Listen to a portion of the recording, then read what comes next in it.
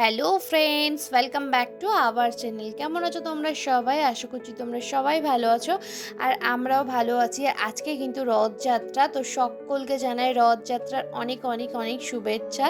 তো সকাল সকাল দেখো আমরা বেরিয়ে পড়েছিলাম তিনজন। তো এখন আছি কিন্তু শিয়ালদা স্টেশনে।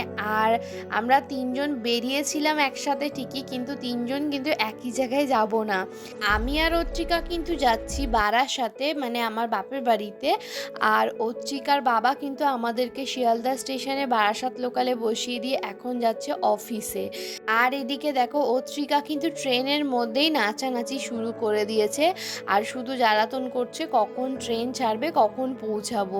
আর এখন দেখো বারাসাতে চলে এসছি আর আমাদেরকে কিন্তু স্টেশনে আমার বাবা নিতে এসছে।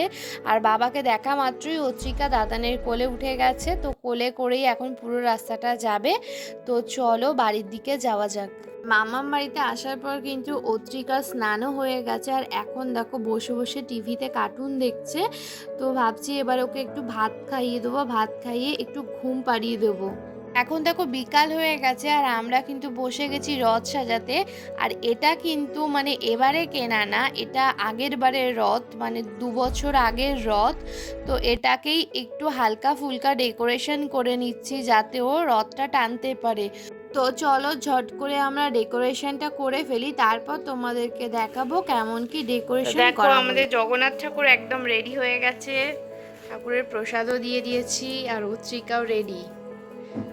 কিন্তু বাইরে তো বৃষ্টি হচ্ছে, দেখি বৃষ্টিটা থামুক তারপর যাব রথ নিয়ে।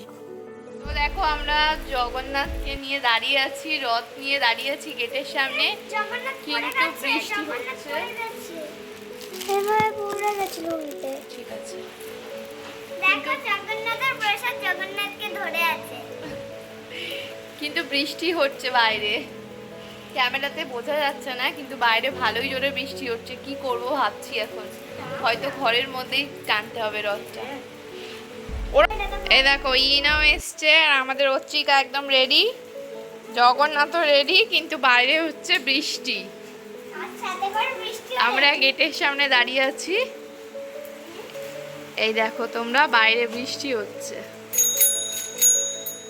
আর এখন বৃষ্টিটা একটু থেমেছে আর তো সেজন্য কিন্তু আচ্ছা, ওই দিকটা অত্রিকাকে নিয়ে নিয়ে যাস না, রথটা এই নিয়ে দিকটা নিয়ে আয়। বেরিয়েছি।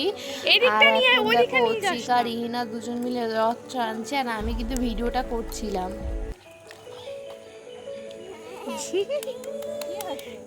কদম ফুল পড়ে গেছে, দাদা পুরো তুমি সরো মা। আস্তে আস্তে আস্তে আস্তে পুরো মুখে দিস আস্তে। ওরে ওরে ওরে, ও ওই ওরকম করলে হবে, ধৈর্য ধরে টানতে হবে, আস্তে আস্তে।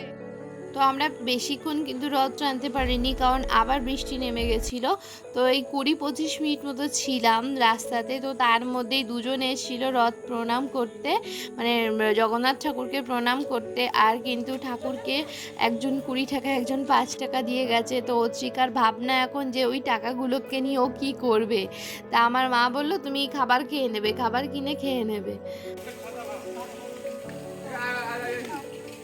প্রসাদ দিয়ে দাও।